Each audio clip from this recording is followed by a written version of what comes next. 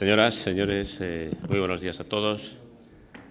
En nombre de Nueva Economía Forum me complace darles la bienvenida y agradecer su asistencia a este acto, nueva edición de Fórum Europa Tribuna Cataluña, en este ciclo especial dedicado a ofrecer nuestra tribuna a los candidatos a las elecciones europeas, al Parlamento Europeo del próximo 7 de junio, ciclo que organizamos con la colaboración y el patrocinio de Red Eléctrica de España y Asistencia Sanitaria. Bienvenida y agradecimiento que van especialmente dirigidos en el día de hoy, en esta mañana, a Francisco Sosa, candidato de Unión, Progreso y Democracia a esas elecciones del próximo 7 de junio. Y también agradecimiento a quien va a hacer la presentación, un letrado de incuestionable prestigio en esta ciudad de Barcelona, que es Juan Carlos Jiménez Salinas.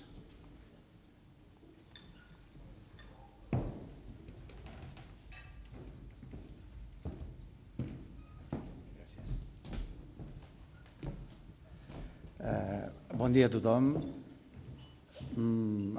Crec que el Parlament aquesta vegada el farem en castellà degut a que el nostre candidat és un catedràtic de León amb certes dificultats per entendre la nostra llengua, encara que li agrada. Digo que hablaré en castellano para que me entiendas un poco. Bueno, antes de presentar y hablar de su personalidad y de su forma de pensar, me gustaría decir un par de palabras sobre la forma de actuar de los catalanes, la manera de pensar de los catalanes con respecto a Europa, porque siempre hemos tenido una tendencia, tanto familiar como sentimental, como económica, como empresarial, a mirar hacia arriba, tener contactos permanentes con muchos pueblos y países de Europa, y tenemos unos sentimientos afectivos y una comunicación muy fluida.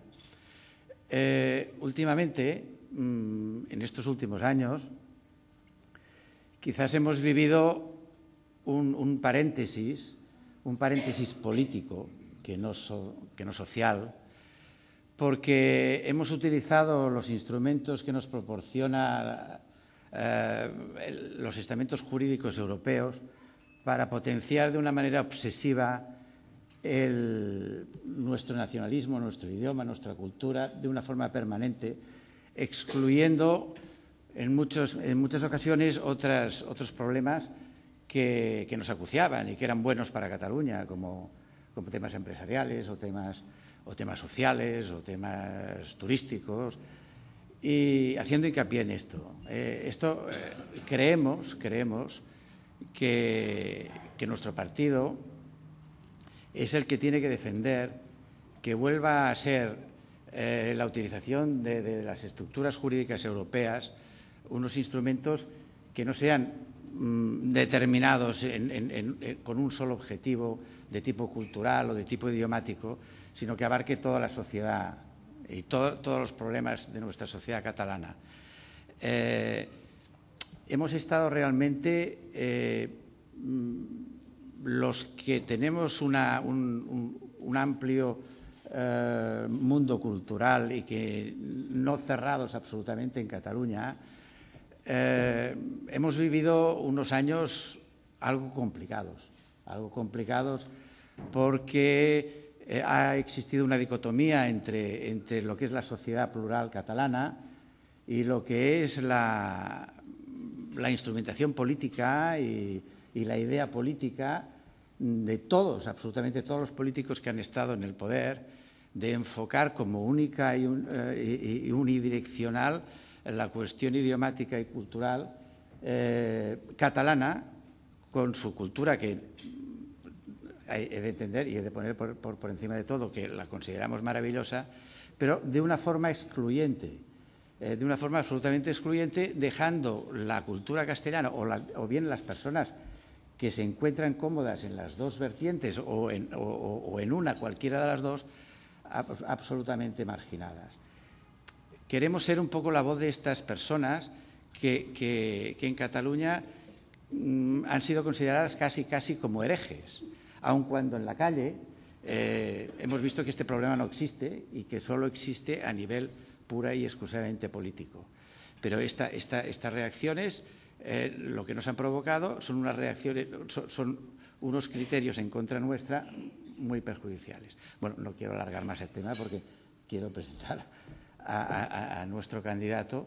Nuestro candidato es un hombre que nació en Alhucemas, que vivió hasta los 11 años en Melilla, hijo de un médico, y después cuando tuvieron que, bueno, supongo en la época de la independencia, más o menos, de Marruecos, pues se trasladaron a Valencia con su familia y allí estudió, pero también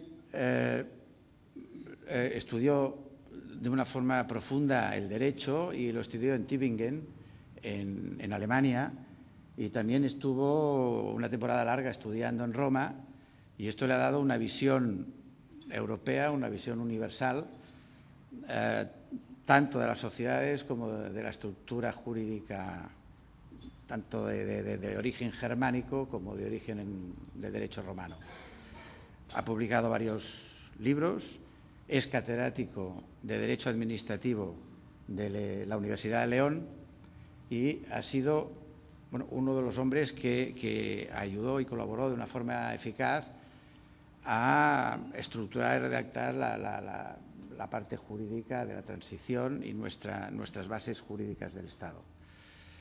Que, por cierto, hemos comentado muchas veces, y este partido es partidario de ello, nos hemos dado cuenta de que esta estructura jurídica debe tener que ayornarse, de ponerse al día, porque se hizo en un momento dado con unas ciertas prisas y compromisos, y en este momento pues no da de sí o tiene que modificarse algo.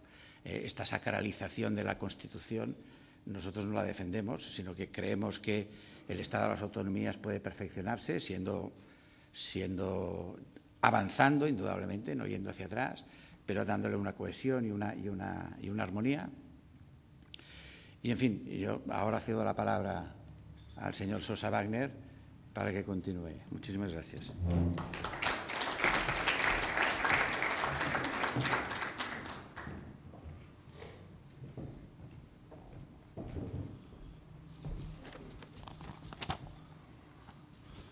Esto está abierto, ¿no?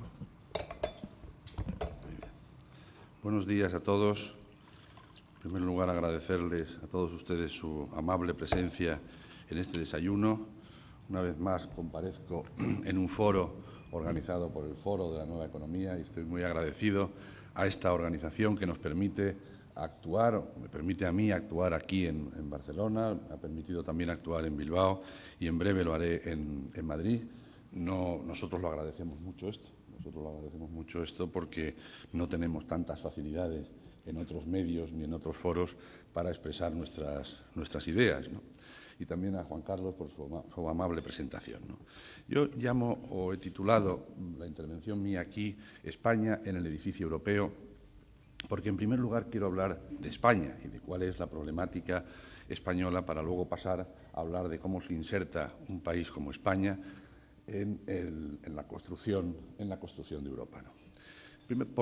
¿Y por qué? Porque, además, una de las señas de identidad de Unión, Progreso y Democracia es precisamente el análisis crítico de la situación provocada como consecuencia de las reformas de los estatutos de autonomía a partir del año 2004. Y en este territorio en el que me encuentro ahora, pues es un sitio bien simbólico para hablar de este asunto. Nosotros somos muy críticos como partido, y yo muy en especial lo he sido con mi pluma en diversos libros, en mi libro del Estado fragmentado que hice con mi hijo Igor, y lo soy en los artículos periodísticos. Y voy a explicar el porqué de esta posición crítica mía hacia la reforma de los estatutos de autonomía que se inicia el año 2004. Esa posición crítica se refiere, por un lado, a lo que es el procedimiento que se ha seguido, pero también al fondo de las cuestiones que se han articulado como consecuencia de esas reformas legales tan importantes. En primer lugar, porque la reforma de estos estatutos ha puesto sobre la mesa una serie de cuestiones que a mí me parecen cuestiones absolutamente bizantinas, estériles, en una sociedad como la española del siglo XXI.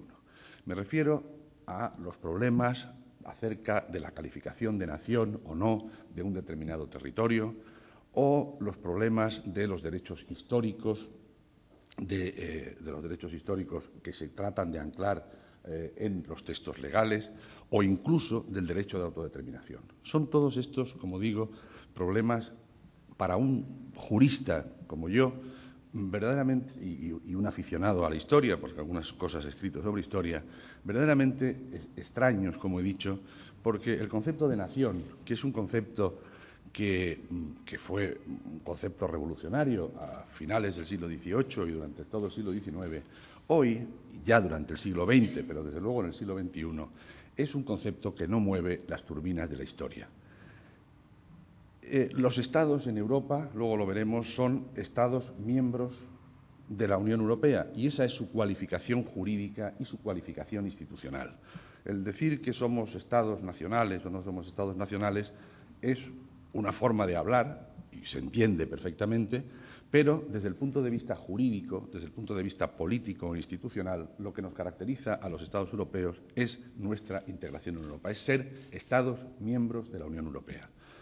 Los derechos históricos que se han anclado en el Estatuto de Cataluña y en otros estatutos, porque el andaluz también habla de esto, como el valenciano, etcétera, son también una extraña apelación a la historia en los textos constitucionales. Y la llamo extraña porque los textos constitucionales miran al futuro y no pueden tener el anclaje en instituciones pretéritas que además nadie sabe cuáles son. Los derechos históricos, alguna vez he escrito, tienen un poco la naturaleza de Dios, que no tienen ni principio ni fin. Nadie sabe cuándo han empezado y nadie sabe cuándo terminan. Y además se toma la historia a beneficio de inventario. Esto quiero, esto no quiero. Hoy día, pues, ¿qué haríamos nosotros si saliéramos a la calle y nos encontráramos con una manifestación aquí en la avenida de Les Corts? ¿Qué pasaría si pasáramos a la calle y nos encontráramos con una manifestación de frailes pidiendo que les devolvieran los conventos para ellos robados en la desamortización? Llamaríamos a una institución hospitalaria psiquiátrica para que los detuvieran, porque la historia es un amasijo de cosas que nos han dejado y que nos colocan en la situación en la que estamos. Pero eso no puede tener un reflejo, ni mucho menos en los textos legales ni en los textos constitucionales, ni menos en los términos en que se ha hecho en España. Y, por último, el derecho de autodeterminación, que se ha planteado, no aquí en Cataluña, pero en otros territorios. El derecho de autodeterminación es algo que surge a principios del siglo XX como consecuencia del desmembramiento de los imperios después de la Primera Guerra Mundial, una cuestión que pone en circulación el presidente Wilson de los Estados Unidos, pero que no fue precisamente el invento más destacado de Wilson, ni el más feliz, por cierto. De manera que hoy día revitalizar o recordar esa institución o ese concepto jurídico, pues a mí, por lo menos, no me parece especialmente afortunado. Pero mi crítica y nuestra crítica a la reforma de los estatutos ya no se refiere tanto al hecho de que se hayan puesto sobre la mesa una serie de cuestiones bizantinas que a muy poca gente importa más que a la clase política y a determinada clase política, sino porque y esto es lo que me parece más relevante, se ha hurtado la posibilidad de entrar a discutir cuestiones de fondo. Mi tesis es que ya que hemos hecho una reforma de textos legales, aprovechemos esa reforma de los textos legales para afrontar una reflexión acerca de cómo ha funcionado el Estado en los últimos 25 o 30 años que llevamos de sistema democrático y de sistema autonómico. Esta es mi observación fundamental. Ya que estamos en esto, analicemos qué hemos hecho bien y qué hemos hecho mal. Hemos hecho bien muchas cosas, hemos hecho mal otras cosas. ¿Qué hemos hecho mal así a ojo? Pues hemos hecho mal, por ejemplo, el sistema educativo. El sistema educativo, entregado, por cierto, prácticamente a las comunidades autónomas, pues no estamos saliendo muy bien parados de la valoración que sobre tal sistema educativo nos hacen los observadores extranjeros que analizan nuestro sistema, tanto en la enseñanza primaria como en la enseñanza secundaria o en la enseñanza universitaria. Nuestras universidades serán muy democráticas y muy autónomas, pero no aparecen, o aparecen muy mal, siempre en los listados de las universidades prestigiosas del mundo. Evidentemente, el sistema educativo hemos fracasado, lo hemos montado mal. ¿Es mucho pedir o es una cosa irracional decir que cuando se hace una reforma, como se ha hecho de los estatutos de autonomía, plantear el problema y analizar qué es lo que podría rectificarse en nuestro sistema educativo y alojarlo precisamente en las leyes? Me parece que no. Otro asunto, también muy significativo, porque también está entregado a las comunidades autónomas, es el de la ordenación del territorio y el urbanismo. En la ordenación del territorio y el urbanismo, nada menos que el Parlamento Europeo, el Parlamento al que yo aspiro a ingresar, pues nos ha echado una bronca al Reino de España por la legislación urbanística española. Una bronca sonora, una bronca que ha consistido incluso en amenazar con la retirada de fondos europeos a España como consecuencia de la legislación urbanística que hemos hecho. También pregunto, ¿hubiera sido extraño que al hilo de la reforma de los estatutos de autonomía nos preguntáramos si eso que habíamos construido estaba bien construido o podría rectificarse? Esta es, digamos, muy resumidamente dicha, la crítica que nosotros hacemos a este proceso de reforma. Y claro, todo eso ha conducido a lo que yo me he permitido llamar la fragmentación de las instituciones políticas y administrativas. Esta fragmentación de las instituciones políticas y administrativas se advierte muy claramente en ámbitos de la actividad administrativa o de los servicios públicos. Pensemos, por ejemplo, en las aguas. ¿Cómo es posible que se pueda autorizar o se pueda admitir que desde una ley regional, desde una ley con ámbito territorial determinado, se decida sobre el uso público de un bien como las aguas que afecta a todo el territorio nacional? En todos los estados federales, descentralizados, por tanto, las aguas son aguas federales, no aguas, sobre todo de los grandes ríos, no aguas de los estados. La evolución en un país como Alemania, por ejemplo, o más aún todavía, más significativamente, en los Estados Unidos de América, testimonia esta afirmación que estoy haciendo. En los Estados Unidos de América, los ríos eran competencia de los estados federados, de los estados, vaya. Pero una jurisprudencia que se va elaborando desde mediados del siglo XIX hasta durante todo el siglo XX, una jurisprudencia del Tribunal Supremo, ha llevado a la conclusión de que la federación, es decir, el Estado, diríamos aquí, es el que ostenta las competencias en la ordenación de las aguas, a través de títulos jurídicos constitucionales, como es, por ejemplo, la navegación, el comercio marítimo, etc. Nosotros aquí hemos hecho caso omiso de esta apreciación. Y además, no solamente hemos hecho caso omiso de esta apreciación, sino hemos hecho caso omiso de nuestra tradición histórica. Aquí se acepta la historia cuando interesa y cuando no interesa se olvida. ¿Por qué? Digo esto porque España, que es un país con problemas hídricos importantes, tiene una legislación de aguas muy cuajada desde finales del siglo XIX y una organización de la gestión de las aguas a través de las confederaciones hidrográficas que ha sido modelo que nosotros hemos conseguido exportar a otros territorios. Algunas veces suelo decir que los españoles, que no hemos inventado muchas cosas, sin embargo, hemos inventado dos importantes relacionadas con las aguas, el botijo y las confederaciones hidrográficas. Pues bien, el botijo más o menos está abandonado por las nuevas fórmulas de enfriamiento de las aguas y las confederaciones hidrográficas, que resulta que están siendo tomadas justamente ahora en los modelos de la reforma de la gestión de aguas en Alemania, está siendo tomado el modelo español de las confederaciones hidrográficas y las cuencas hidrográficas, nosotros lo estamos abandonando y entregando las cuencas a las comunidades autónomas. Hoy o ayer fue la cuenca del Guadalquivir en Andalucía y mañana, en la comunidad donde yo vivo ahora, de Castilla y León, pues el presidente de la comunidad autónoma, que son partidos políticos distintos y organizaciones políticas distintas las que están detrás, pues sostiene que el Duero, que es un río que tiene la veleidad de salir de España y entrar en Portugal, pues también tiene una competencia exclusiva la comunidad autónoma de Castilla y León. Pero junto a las aguas nos encontramos otros ámbitos en que se ha producido esta misma situación de fragmentación. La sanidad, por ejemplo, con la creación de 17 modelos distintos sanitarios, con cuestiones absolutamente ridículas y un poco peregrinas, como es el hecho de que las campañas de vacunación o los calendarios de vacunación de los niños pequeños están sometidos a variaciones derivadas de pretendidas singularidades o identidades regionales, de suerte que cuando una madre o una familia se traslada de aquí, de Cataluña, a Aragón o de Castilla-La Mancha a Extremadura, pues tiene problemas para seguir con la vacunación de sus hijos. Esto, ¿cómo es posible, ¿no?, que en un país como España, que tampoco tiene tantos habitantes, se pueda llegar a una fragmentación tan ridícula y tan torpe como esta, ¿no? Pero hemos conocido otras fragmentaciones igualmente rocambolescas. Nos hemos enterado hace poco que en España había 17 licencias de caza o de pesca con motivo de un episodio vivido por un ministro del Gobierno. Bueno, pero es que esto, los que estamos en este asunto y desde luego los políticos que dirigen las comunidades autónomas lo sabían perfectamente, que estábamos creando 17 modelos distintos de licencias de caza y de pesca.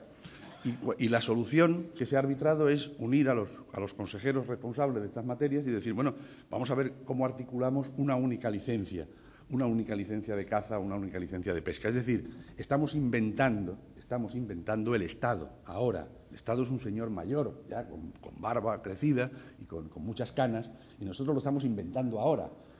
Bueno, esto realmente es una cosa algo ridícula.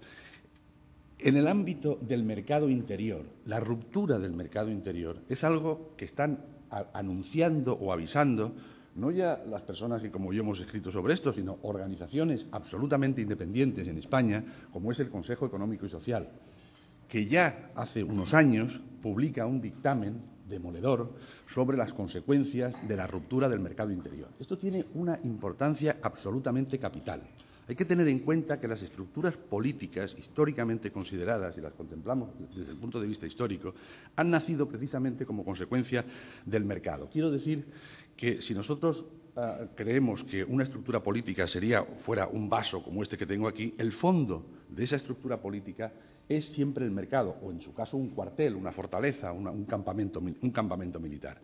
Y precisamente es la necesidad de ámbitos comerciales más amplios, lo que hace que empiece a extenderse la estructura política. Y de ahí nace la creación primero de la comarca, de la región, del Estado en suma. El Estado liberal, aquí en Cataluña se sabe perfectamente todo eso, nace precisamente como consecuencia de una lucha por conseguir un mercado más amplio. Pues ese mercado más amplio, que es una de las señas de identidad del Estado moderno, ese corre peligro de romperse aparatosamente como consecuencia de las normas fraccionadas que permite el ordenamiento constitucional español. No me voy a referir más a ello, pero sí a hacer una alusión a lo que ha ocurrido o lo que está ocurriendo en estos momentos con la transposición al derecho español de la Directiva Europea Bolkestein. La Directiva Bolkestein, que es la Directiva de Servicios, ha encontrado unas dificultades enormes para ser traspuesta al ordenamiento español, derivada precisamente de la resistencia de las comunidades autónomas a perder competencias en el ámbito de lo que regula la directiva que se llama Directiva de Servicios o Directiva Bolkestein. Este es un asunto que es bastante significativo. Pues bien, y podríamos poner otros muchos ejemplos, como es el caso de la Ley de Dependencia y, por último, el de la financiación de las comunidades autónomas. Miren ustedes, aquí en Cataluña se está ahora hablando, y en toda España, de la financiación de las comunidades autónomas. Nosotros entendemos que este asunto de la financiación de las comunidades autónomas se llegue a la fórmula que se llegue y, por supuesto, partiendo de la justicia, de las reivindicaciones de todos los territorios, porque cuando un presidente de una comunidad autónoma reivindica más financiación para la comunidad autónoma no está reivindicando que le suban el sueldo a él, está reivindicando bienestar para los ciudadanos y cosas positivas para su población, eso es evidente. Pero la forma o el procedimiento en que se está llevando a cabo esta forma de relaciones bilaterales, la idea de la bilateralidad que está anclada en el Estatuto de Autonomía de Cataluña y que ha pasado a otros, es una idea, una técnica absolutamente desafortunada. Y, sobre todo, es una técnica que nada tiene que ver con los modelos federales, Es decir, que es mentira que nosotros vayamos hacia un Estado federal con los sistemas de los estatutos de autonomía que tenemos. Eso es mentira. No vamos hacia un Estado federal, porque la idea de la bilateralidad es justamente la contraria de la idea federal. Miren ustedes, Precisamente ahora, cuando estamos hablando de todo esto y estamos en España metidos en esta polémica sobre la financiación de las comunidades autónomas, en la República Federal Alemana están con un problema exactamente el mismo, la financiación de los Länder. ¿Les suena a ustedes, verdad? La financiación de los Länder. Es exactamente el mismo problema. ¿Y cómo se está abordando este problema en la República Federal Alemana? Es decir, en una estructura federal. Pues desde el año 2007, de febrero de 2007, se constituyó una comisión compuesta por todas las fuerzas parlamentarias, las fuerzas que tienen representación en el Parlamento, más las instituciones políticas, estoy hablando de la Federación, de los Estados federados y, por cierto, también de los municipios, para llegar a acuerdos integradores y a una fórmula de consenso entre todas las partes implicadas. Esto se hace, como digo, en febrero de 2007. Todavía esa comisión se está reuniendo, tiene la intención de llegar a una serie de acuerdos antes de que se produzcan las próximas elecciones legislativas, que saben ustedes que es en septiembre de este año.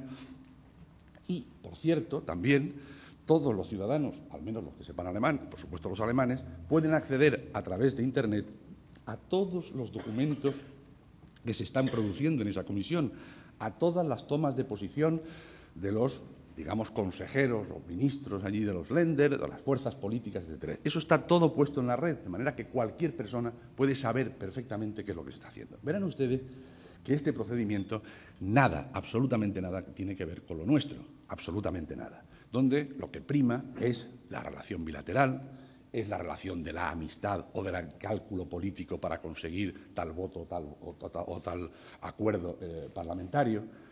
Es decir, estamos hablando de un sistema político que permite que las fuerzas políticas, cuando están afectadas por un asunto determinado, no encuentren soluciones de carácter global. Esta es la realidad española y esto es lo que nosotros denunciamos de manera absolutamente rotunda, porque nos parece un procedimiento que es un procedimiento muy malo, es un procedimiento muy malo. Y, sobre todo, me gusta repetirlo y señalarlo, es un procedimiento que no atiende a la racionalidad del conjunto.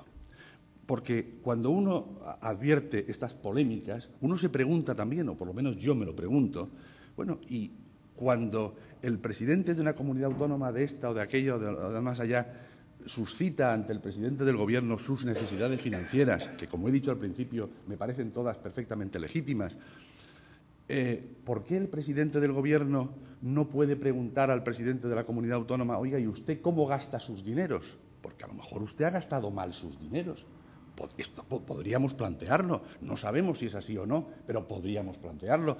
A lo mejor resulta que haber creado una universidad por cada provincia pues no ha sido la más adecuada de las medidas, o tener tal o cual política hospitalaria, o tener televisiones públicas, o tener órganos administrativos que se reproducen en un sitio y en otro, con multiplicación de funcionarios y demás, no es la fórmula adecuada. La pregunta es, ¿aquí quién vela por la racionalidad del conjunto? ¿Quién se preocupa por la racionalidad del conjunto y, en este caso, por la racionalidad del gasto público en su conjunto? ¿Quién vela por eso? Tiene que ser el Gobierno de la Nación y las instituciones centrales, el Tribunal de Cuentas o lo que sea. Pero vemos cómo estas instituciones están inactivas, absolutamente desactivadas ante las reivindicaciones de los territorios. Yo creo que si podemos considerar a la autonomía política como una diosa que… Mi pregunta es, ¿de verdad creen ustedes que esta diosa de la autonomía exige que ardan en su pebetero permanentemente ofrendas tan delicadas como todas estas que estoy diciendo, que producen esta fragmentación de las instituciones políticas y administrativas y con ellas y con la fragmentación unas administraciones públicas caras y a menudo ineficaces?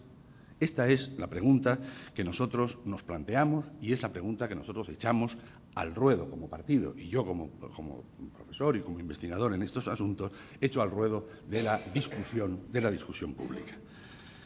Nosotros estamos en una crisis económica institucional, una crisis económica y financiera, pero estamos también en una crisis institucional. Y es momento precisamente para pensar para volver a pensar sobre nuestras estructuras políticas y nuestras estructuras administrativas, y precisamente la aprobación de las reformas estatutarias debería haber sido una ocasión para ello. Pues bien, no lo ha sido. Y avanzo ahora en lo que se refiere a Europa. También en Europa, también respecto a Europa, los estatutos de autonomía contienen una serie de previsiones. Es verdad que varían de unos a otros, pero la línea, digamos, general de los mismos es el refuerzo de las competencias de las comunidades autónomas, tanto en la formación de la voluntad del Estado en su conjunto, como en lo que es la siguiente fase, la transposición al derecho español de las normas europeas. Resumidamente, diré que hay dos fases. Una fase ascendente, que es la formación o conformación de la voluntad de las instituciones públicas ante Europa, y una fase que sería descendente, que es la transposición o traducción, como quieran ustedes decir, al derecho español de las normas europeas. Pues bien, la línea de funcionamiento de los estatutos de autonomía arroja el siguiente resultado: refuerzo de las competencias de las comunidades autónomas en detrimento de la posición del Estado. Pues bien, vuelvo otra vez al sistema alemán, y vuelvo al sistema alemán no solamente porque el sistema alemán es verdad que me lo conozco algo, ciertamente me lo conozco algo, sino porque es el modelo federal más cercano a nosotros y, desde luego, el modelo federal más serio que existe en Europa. ¿Qué ha ocurrido en Alemania con la reforma de la Constitución que se ha cerrado en junio del año 2006, es decir, hace muy poquito tiempo? Una reforma importante de la Constitución, precisamente relacionada con las relaciones entre los Länder y la Federación. Pues que han recortado las competencias de los Länder en materia de derecho europeo y de presencia de Alemania en Europa. Lo han recortado precisamente insistiendo, y hay que leer los documentos para advertirlo, precisamente insistiendo en que la Federación, es decir, el conjunto de la República Federal Alemana, representa el interés general, unos intereses de conjunto, y no puede quedar reducida la Federación a ser una simple coordinadora de los intereses territoriales de los Länder, que serían nuestras comunidades autónomas. Esta es realmente la situación. Nosotros tenemos, digamos, posibilidades de enseñar a otros estados, como es el caso alemán, un modelo de Estado. Hombre, yo creo que no. Desde luego, si se organizan unas clases para enseñar a los alemanes cómo se organiza un Estado, yo desde luego no me apunto a esas clases. Y les recomiendo a ustedes que tampoco lo hagan y que se marchen a pasear por Barcelona, que es una cosa bastante más grata. Porque además nosotros tomamos del modelo alemán prácticamente todo en la Constitución de 1978. Y, por cierto, debo decir que esto no es nuevo. Los españoles, a pesar de que nos consideramos muy ajenos al mundo cultural alemán, sin embargo, cuando hacemos la Constitución de 1978, tomamos buena parte de su contenido de la Constitución alemana. Y lo mismo hicimos con la Constitución de 1931, hoy tan jaleada en determinados medios. La Constitución de 1931 está tomada en buena medida de la Constitución ¿de dónde? La Constitución de Weimar de 1919, después de la Primera Guerra Mundial. O sea que es un modelo muy importante que deberíamos tener en la cabeza si realmente quisiéramos estar organizando un Estado federal. Pero no queremos organizar un Estado federal, y eso es lo que yo creo que debe quedar perfectamente claro. UPyD, Unión, Progreso y Democracia, está en el escenario político para conseguir varios objetivos. Uno, rectificar, el primero sería de rectificar, reflexionar y rectificar la andadura del sistema autonómico español. Este sería el primero de nuestros objetivos. El segundo es romper el bipartidismo. El bipartidismo ha podido ser una fórmula adecuada para el comienzo de la primera andadura del sistema democrático, pero hoy día el bipartidismo es angosto, el bipartidismo crea un paisaje político especialmente espeso. Hay que romper el bipartidismo y para eso Unión, Progreso y Democracia se presenta con la aspiración de ser la tercera fuerza política en el panorama político español. Tercera fuerza política con implantación en todo el territorio nacional y con un discurso único en todo el territorio nacional. Atenta a los intereses generales de España y no a los simples intereses territoriales de esta o de aquella comunidad autónoma. Para esto para ser la tercera fuerza política se necesita un instrumento legislativo capital, que es la reforma de la ley electoral. La ley electoral española por la cual se rigen los comicios es absolutamente injusta. Es una ley que no respeta la igualdad de los ciudadanos a la hora de emitir su voto en todo el territorio español. La prueba del 9 está en las elecciones de marzo del año 2008. UPyD, con un número superior de votos en el panorama político nacional al Partido Nacionalista Vasco, consigue un diputado, una diputada en este caso. El Partido Nacionalista Vasco consigue 6 diputados. Esto es una cosa evidente. La injusticia de este sistema es evidente, tan evidente que el propio Gobierno de la Nación ha tenido que tomar cartas en el asunto y ha solicitado al Consejo de Estado que emita un dictamen para proceder a la reforma de la ley electoral. Y el Consejo de Estado ha evacuado ya un dictamen muy sesudo y muy serio, como es habitual en él, sobre esta reforma. Lo ha hecho hace muy pocos días, un mes, más o menos. Es decir, y ahí lo que se dice y lo que se le cuenta al Gobierno es que hay que instaurar, no restaurar, porque no ha existido nunca, instaurar la igualdad de voto de los ciudadanos a través de las fórmulas, porque hay muchas, que ofrece el derecho electoral hoy vigente en muchos países europeos. El asunto de la reforma electoral es para nosotros absolutamente capital, de suerte que en estos momentos quedan 3 años para las próximas elecciones legislativas y me atrevo a afirmar y a decir que si las próximas elecciones legislativas se celebran bajo el signo de la ley electoral actualmente vigente, estas elecciones serán unas elecciones adulteradas y falseadas, porque hay tiempo de sobra para restaurar la igualdad entre los españoles a la hora de defender. Nosotros, desde el punto de vista de la política europea, defendemos el Tratado de Lisboa y la aplicación, por tanto, del Tratado de Lisboa y la culminación del proceso de aprobación del Tratado de Lisboa.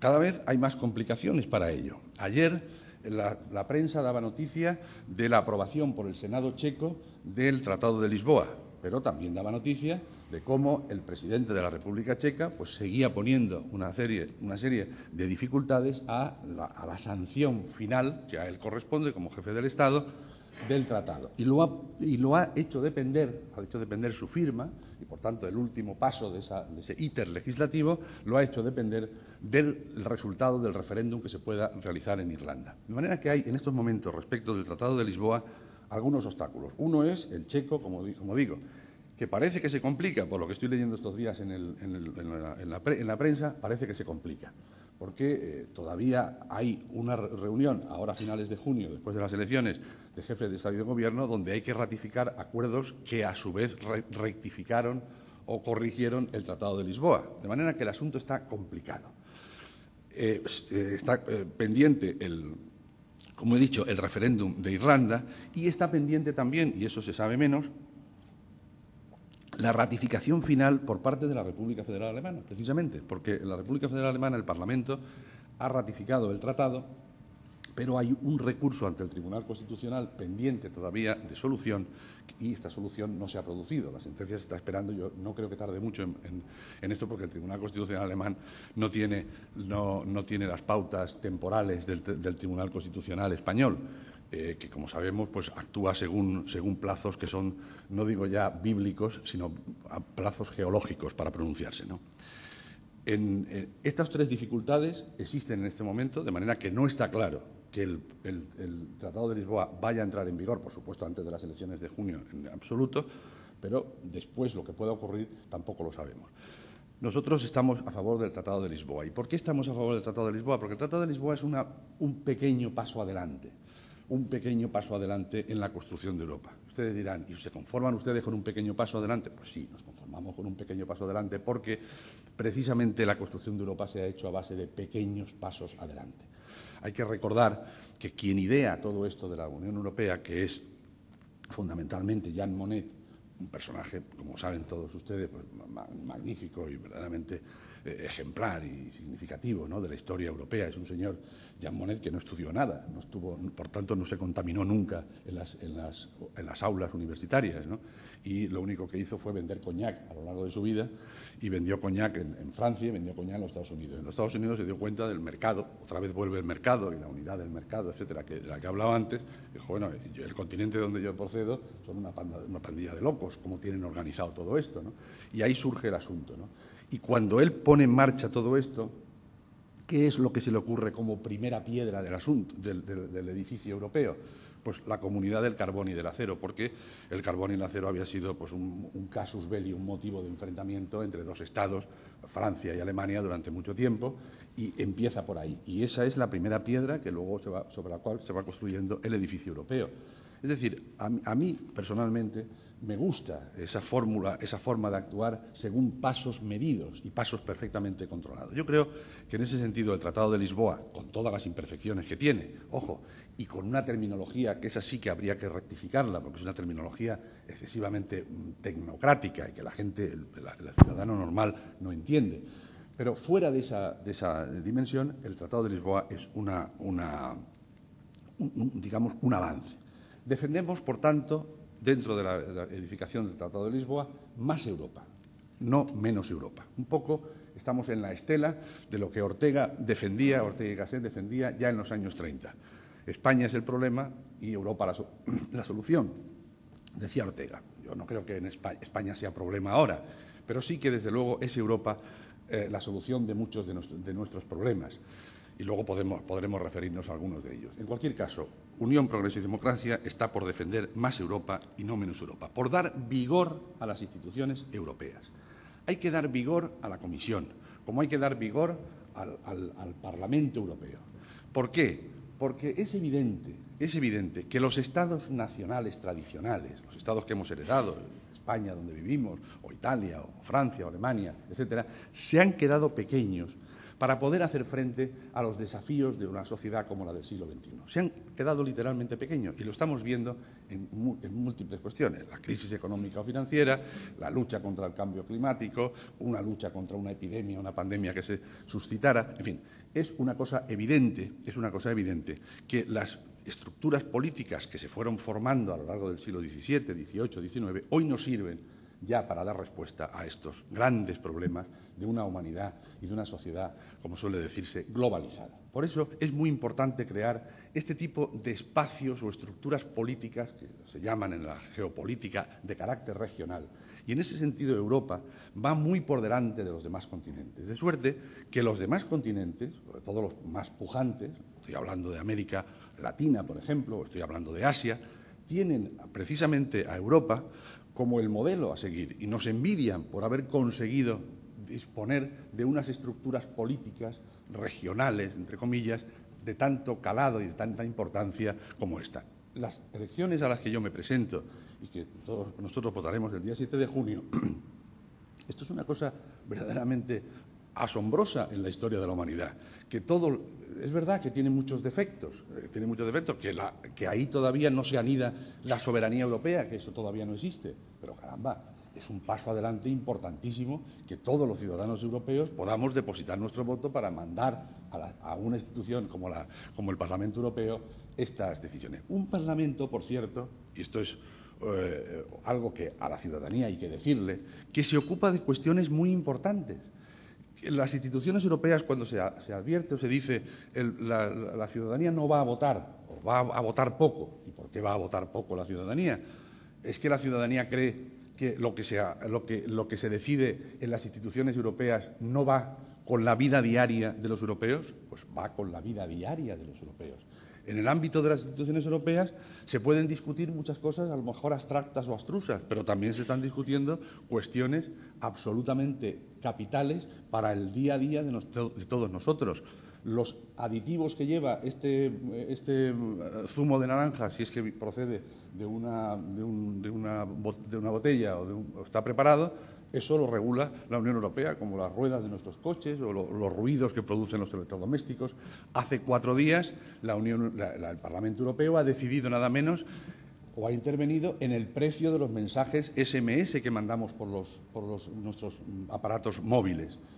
Ayer se ha decidido nada menos que la intervención del juez en una operación extraordinariamente arriesgada y valiente por parte del Parlamento Europeo, de la intervención del juez en lo que es la desconexión de un internauta cuando se baja material que no está autorizado.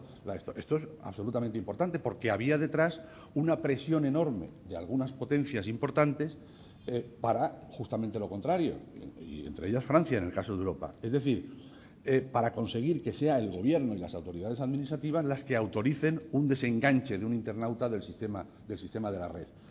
El Parlamento Europeo ha actuado con visión de Estado de Derecho y dice, no, esto hay que hacerlo a través de la intervención judicial y autorizando judicialmente el asunto. Es muy importante, por tanto, que Europa tenga una voz, y una voz fuerte, fuerte ante el resto de las grandes potencias que viven en el mundo, los Estados Unidos de América en primerísimo lugar, pero también las potencias emergentes asiáticas, como es el caso del Japón, o es el caso de China, de Corea, etcétera, y también frente a las grandes organizaciones internacionales y las grandes instituciones internacionales, como puede ser el caso del Fondo Monetario Internacional o el asunto del Banco Central, etcétera. UPyD, Unión, Progreso y Democracia, está en contra de la fragmentación del Estado porque un Estado fragmentado es un Estado débil ante Europa. Esta es nuestra posición en este problema. ¿Y todo ello por qué? Para defender algo tan inequívoco y tan importante como la libertad y la igualdad de todos los ciudadanos, que son los grandes emblemas progresistas que siguen vivos todavía en la sociedad contemporánea. Quiero terminar ya, pero sí me parece que estoy pasando un poco del tiempo atribuido, para dejarles también a ustedes intervenir, que será muy fructífero, diciéndoles muy esquemáticamente cuáles serían, a mi juicio, los asuntos que más me preocupan en el caso de que llegue a ocupar un escaño en el Parlamento Europeo. Muy telegráficamente son los siguientes. En primer lugar, la política de servicios públicos. La política de servicios públicos me parece absolutamente capital. Los servicios públicos en Europa son los instrumentos jurídico-económicos que han permitido construir un continente que puede calificarse como el más justo de todos. En Europa anidan todo tipo de injusticias, eso nadie lo duda, pero el continente más justo de cuantos existen, en cuanto a distribución de la riqueza y en cuanto al acceso precisamente a los servicios públicos, es el continente europeo. Y eso se debe en buena medida, o en parte, a esta modesta técnica económica y jurídica que es la idea del servicio público. Garantizar que todos los ciudadanos tienen determinadas prestaciones igualadas y que igual da a luz una mujer sin recursos económicos que una mujer con grandes recursos económicos. Pero ya no solamente en este ámbito de la sanidad, etcétera, el problema de los servicios públicos se proyecta hoy a las nuevas tecnologías y es muy importante que los ciudadanos dispongan del mismo nivel, la misma velocidad, porque hay que hablar de velocidad, de acceso en cualquier punto en que se encuentre de la geografía de sus territorios respectivos o cualquiera que sea su nivel de ingresos, porque eso es lo que garantiza justamente la libertad. Nosotros somos ciudadanos que vivimos en la burbuja urbana y no percibimos estas enormes desigualdades que existen todavía en España y fuera de ella en el acceso a los servicios públicos. Este es un punto absolutamente capital. Detrás de él hay nada más y nada menos que toda la política o buena parte de la polémica sobre el intervencionismo de las instituciones públicas, nada menos que ese problema que podríamos calificar en términos generales como la tensión liberalismo, socialdemocracia o algo así, anida justamente detrás de la política de servicios públicos. Diría que la política de servicios públicos es el asunto más relevante de la letra pequeña de la construcción de Europa. Es decir, que la construcción de Europa tiene muchos titulares en los periódicos en cuanto a a grandes cuestiones políticas, menos titulares en cuanto a lo que podríamos llamar la letra pequeña, como la letra pequeña de los contratos a que no leemos nunca o que pasan inadvertidas. Pues bien, de esa política ciertamente lo más relevante es justamente esto, y esto anida en el tratado, ahora está en el artículo, bueno, en el Tratado de Lisboa sería ya el artículo 106 del Tratado de Funcionamiento, y tiene detrás una larga tradición de polémica en el seno de la Unión y en el seno, sobre todo, también de la justicia europea, del Tribunal de Justicia Europea.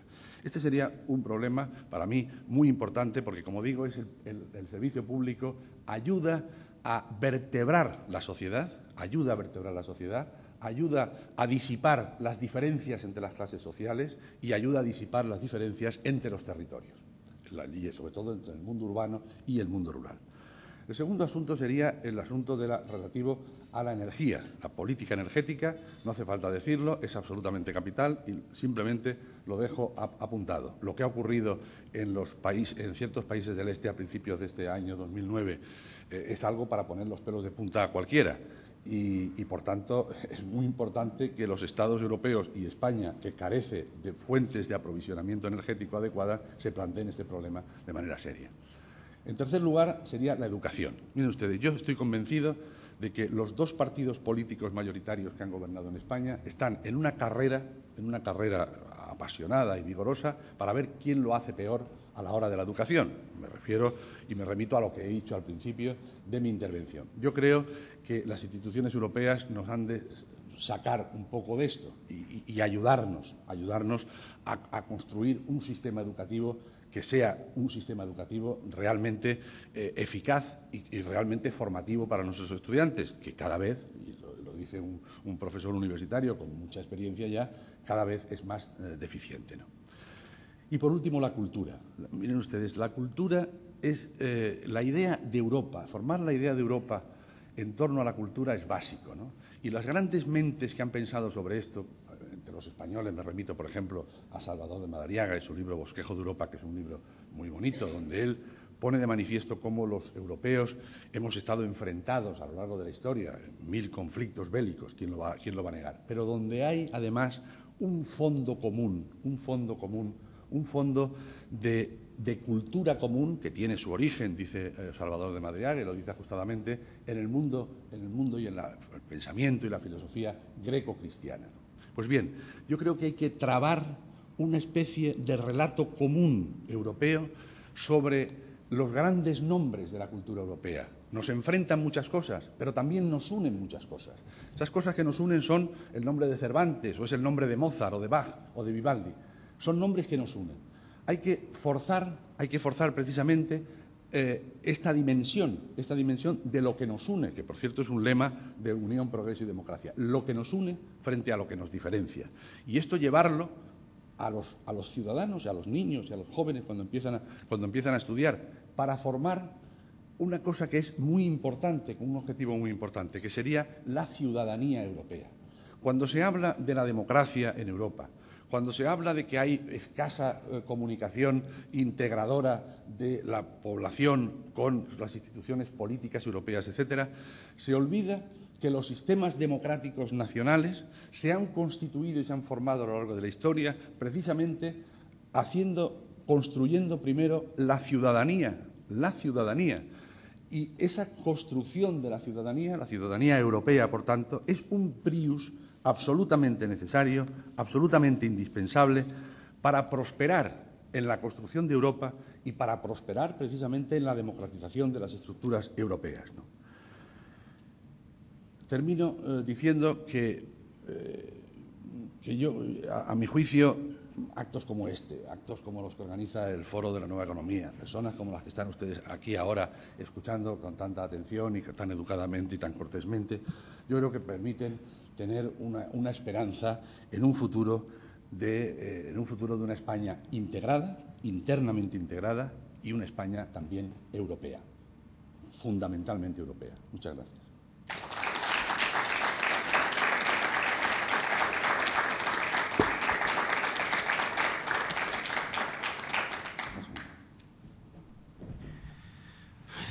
Bien, muchas gracias. Pasamos inmediatamente al coloquio. Hay bastantes preguntas, algunas relacionadas directamente con su intervención, otras no tanto, pero en todo caso con los temas de la agenda que está por delante, ¿no? La primera cuestión que le plantearía sería, ha aludido usted en su intervención al Tratado de Lisboa, ¿no? Pero el Tratado de Lisboa es futuro, hoy lo que rige es Niza, y la diferencia entre Niza y Lisboa en cuanto a las funciones, potestades y actuaciones del Parlamento es importantísima. ¿Su expectativa es que usted será parlamentario si logra el escaño con Lisboa o con Niza? Bueno, vamos a ver, yo espero que sea con Lisboa y no con Niza, pero ya he señalado que, bueno, pues hay complicaciones. La complicación checa a mí me sorprende porque la caída del gobierno checo que se produjo al principio del periodo de presidencia checa, pues yo en mi ignorancia de la política checa pues pensé que era un asunto menor en el sentido de que se buscaría o se produciría pues una alternancia allí pues de otro gobierno, de lo que fuera, ¿no? Parece ser, lo que leo en los periódicos, tanto en los periódicos españoles como en los periódicos extranjeros que leo, pues es que es un poco más complicado el asunto, ¿no? Tanto por el gobierno como por la figura del presidente de la República, ¿no? Ahora, ya saben ustedes que sobre el Tratado de Lisboa se han introducido algunas rectificaciones. Una de ellas es el número precisamente de comisarios, que es un problema central, claro.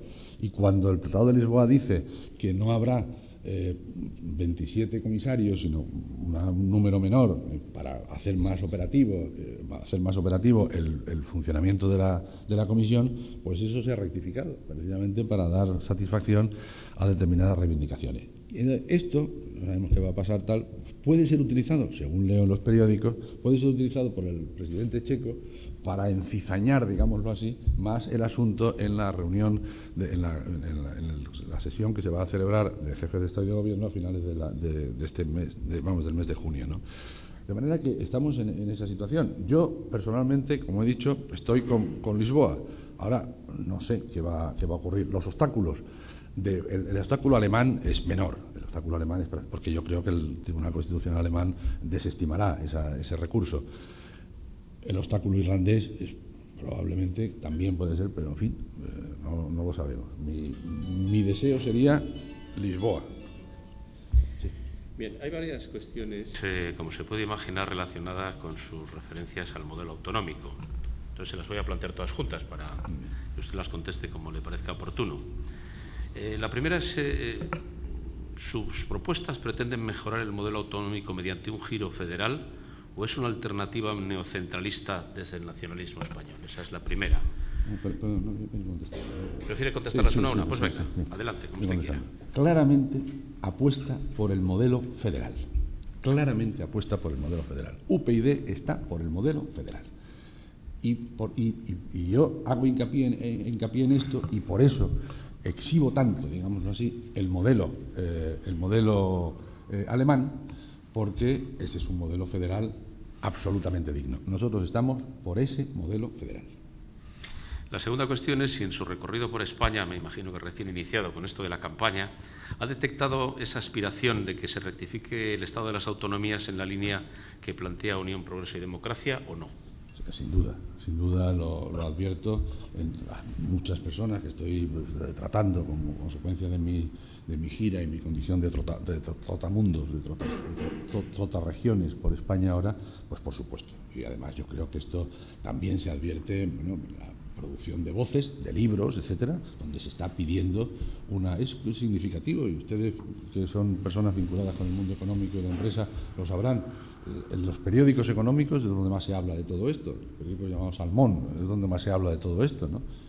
En unos términos pues, muy parecidos a las cosas que yo estoy defendiendo, ¿no? La siguiente cuestión que le plantean es en relación con su consideración de la invalidez del derecho de autodeterminación, si cree que en el caso de salir elegido contaría en su planteamiento con el acuerdo de los eurodiputados, cita varios, eslovenos, checos, malteses, eslovacos, lituanos, chipriotas, búlgaros, etcétera, cuyos países llegaron a la independencia gracias a ese derecho. Sí, bueno, claro, evidentemente que ese derecho de autodeterminación se ejerció precisamente para destruir el imperio austrohúngaro después de la Primera Guerra Mundial, pero desde luego el ejercicio de ese derecho no ha sido precisamente un modelo. Si nosotros queremos apuntarnos a ese modelo, bueno, pues que se apunte quien quiera, pero desde luego no me parece que la construcción de esos estados pequeños sea ningún modelo a seguir por parte de los estados que tenemos ya pues una cierta tradición en Europa, digamos, ¿no? Histórica, ¿no? El senyor Javier Lumbiarres demana el micròfon per fer una pregunta, si li poden acostar, sisplau. Soy de la Asociación contra la Exclusión Jurídica Edipo Rey. ¿Contra la exclusión jurídica? O sea, consideramos que los ciudadanos deberían tener derecho a la ley. ¿A la ley? O sea, felicito en primer lugar a UPyD, pero parcialmente porque creo que solamente ha visto la punta del iceberg con eso de que hay cosas que no se pueden decir. O sea, por ejemplo, si los españoles no tenemos derecho a nuestros derechos, es porque hay derechos que no se pueden pedir. Un ejemplo claro era la mili solo para varones. Durante 23 años pasaron millones de jóvenes y los profesores, yo soy profesor, tenemos censura previa, no podemos informar a los alumnos de sus derechos. O sea, y esto nadie lo cuenta. O sea, es que es evidente que no somos un Estado de Derecho. Yo creo que lo peor es que nos consideran que somos tontos y que no nos damos cuenta, ¿no? O sea, no he conocido ni un político jamás partidario de respetar los derechos, ni uno. Y otra cosa, la punta del iceberg que ha visto UPyD de cosas que no se pueden decir, la ha centrado mucho en el nacionalismo. Y creo que esto tiene una cosa negativa. Por ejemplo, una profesora me dijo que una alumna le había dicho: señorita, ¿es usted la única blanca en clase? Porque el proyecto político de todos nuestros políticos, salvo alguna pequeña excepción y además de Cataluña, es extinguir a la población española, porque ya hace 20 años que se sabe que con un solo hijo por mujer la extinción es segura y muy rápida. Y además esto puede llevar a un desequilibrio político. San Agustín decía que la diferencia entre una sociedad política y una banda de ladrones es la ley. Y yo creo que estamos organizados como banda de ladrones. Y en todos los puntos es imposible hacer cumplir la ley, porque vas a un abogado, y al primero que fui por estas cuestiones me dijo: es que yo creo que el gobierno está fuera de la ley porque no quiere respetar la Constitución que ha jurado respetar y hacer respetar. Si y me luego disculpa, la cosa se repitió. Si me disculpa, le pediría que formulara la pregunta, sí, bueno, por favor. Pues yo creo que no cree que UPyD debería poner por delante de todo que se respeten los derechos de los ciudadanos. Muchas gracias. Pues claro, ¿cómo le voy a decir que no? Pero encuentra usted un interlocutor, que soy yo, que dentro de unos meses cumpliré 33 años de catedrático de universidad, catedrático de una facultad de Derecho, que está totalmente de acuerdo con usted. Y ¿quién va a conocer mejor las mellas, las imperfecciones de nuestro Estado de Derecho que un catedrático de Derecho Administrativo, ¿no? Pues difícilmente, ¿no?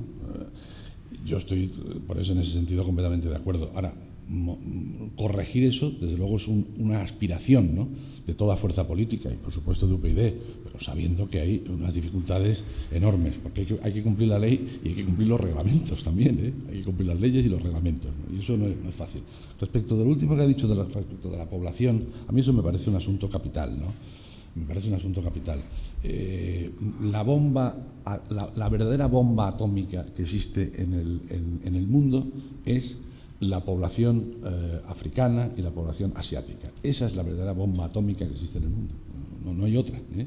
Y a eso hay que hacer frente, bueno, pues analizando el fenómeno, ¿no? Europa es un continente que se degrada porque cada vez somos más viejos los europeos, y tenemos enfrente otros continentes que cada vez tienen más vigor precisamente por esto.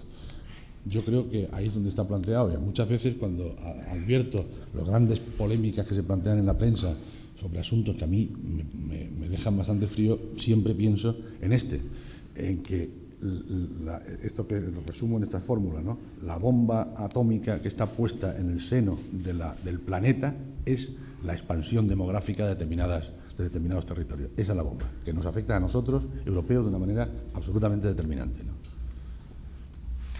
Sí, al hilo del primer tema que usted tocaba a raíz de esta pregunta, se me ocurre plantearle una cuestión añadida. sorprende un poco el silencio de los partidos políticos en general, todos, que yo sepa, ni siquiera Unión Progreso y Democracia ha hecho ninguna manifestación respecto de la reciente doctrina del Supremo de limitar los derechos del contencioso administrativo, que es una manera de limitar los derechos del ciudadano frente a la ley. ¿Cómo no se pronuncia nadie contra eso? Pero bueno, ¿en qué concretamente? ¿En el acceso? Sí, en el uso del recurso contencioso administrativo por parte de los ciudadanos y las empresas. Sí, claro, porque hay una jurisprudencia, pero es una jurisprudencia, no es una rectificación, porque la ley de lo contencioso no se ha rectificado, no se ha modificado, pero sí es verdad que hay una jurisprudencia sobre la inadmisibilidad de recursos que exige ahora para la interposición de los recursos contenciosos administrativos, tú lo sabrás perfectamente, el cumplimiento de una serie de requisitos, en concreto el acuerdo expreso y exacto del Consejo de Administración de interponer el recurso correspondiente, ¿no? Bueno, ¿esto en qué línea está? Yo creo que esto está en la línea de... Porque esto es una cosa del Tribunal Supremo, está por el Tribunal Supremo. Está en la línea de que el Tribunal Supremo lo que quiere es quitarse el pleito de en medio.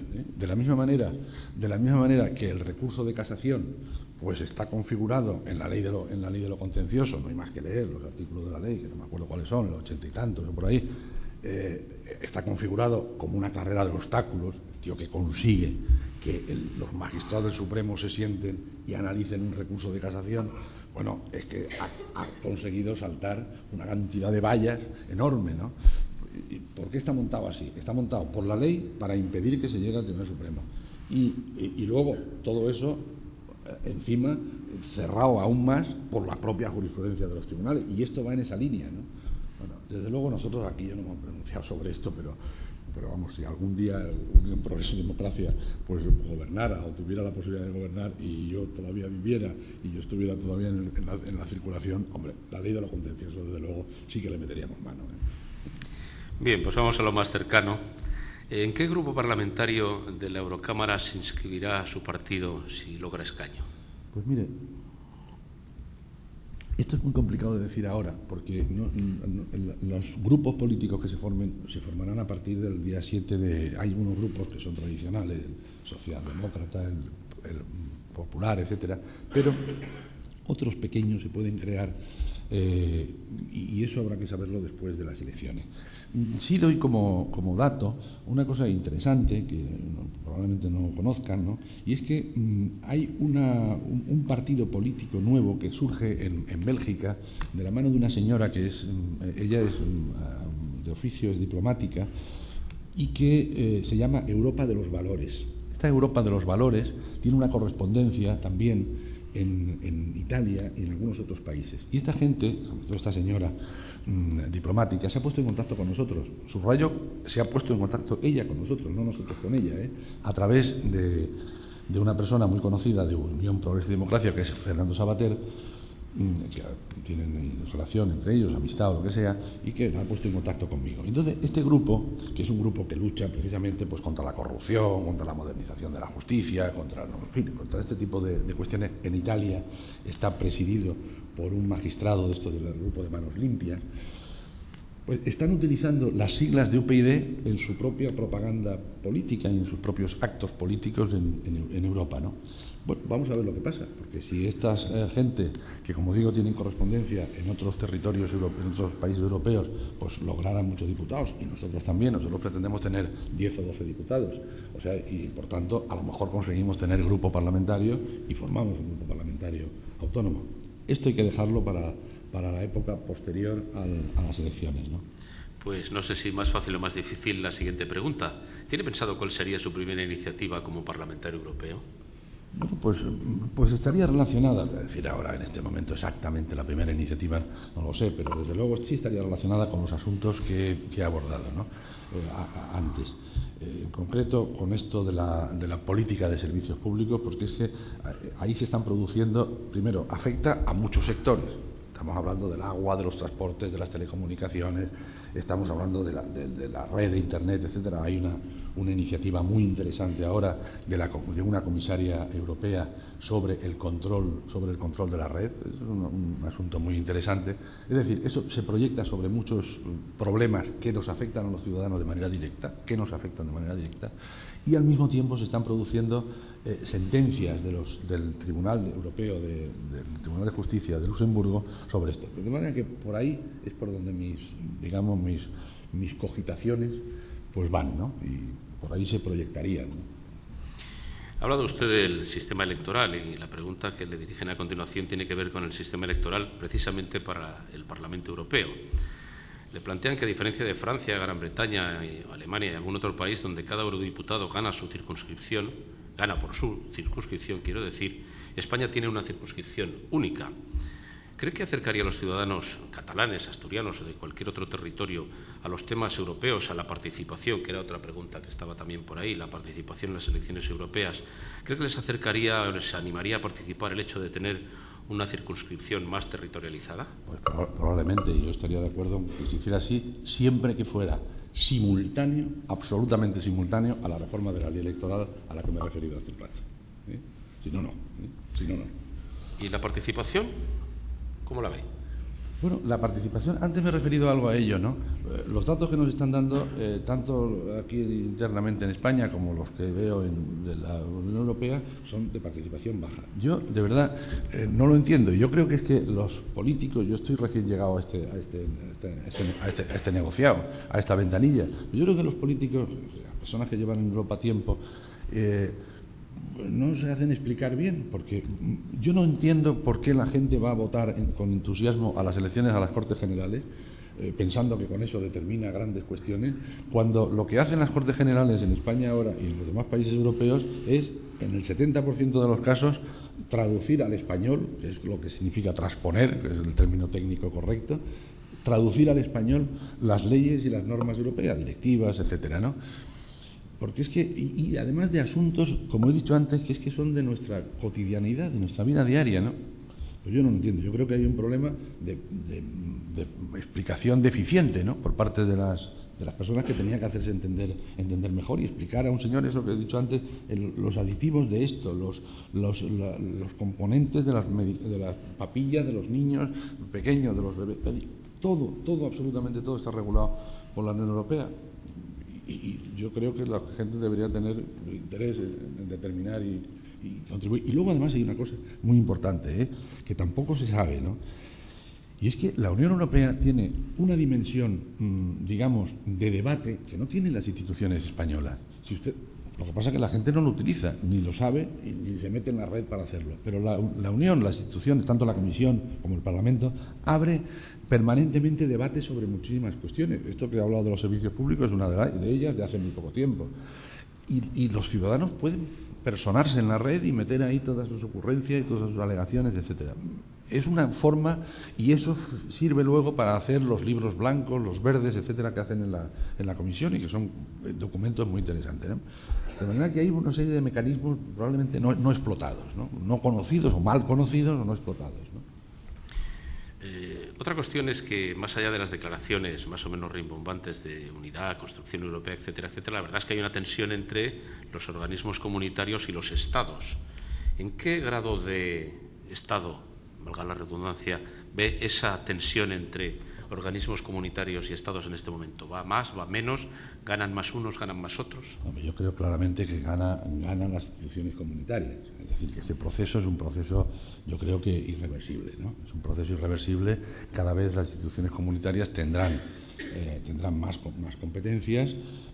Con el Tratado de Lisboa, además, el Parlamento gana en la esfera de lo que se llama técnicamente la codecisión, de manera que yo creo que en ese sentido esa tensión, pero vamos, es una tensión que estará presente durante muchos años. Precisamente el recurso de inconstitucionalidad ante el Tribunal Constitucional alemán interpuesto contra el Tratado de Lisboa se refiere a esto, ¿no? Es un recurso interesantísimo, yo creo que lo van a perder los recurrentes, lo van a desestimar, pero es un recurso interesantísimo porque el problema que planteas es justamente esa pregunta. ¿Y cuánto pierde de estatalidad la República Federal Alemana con la firma del Tratado de Lisboa? Nada menos, nada menos. Ya veremos lo que dicen los magistrados. Yo creo que lo desestiman.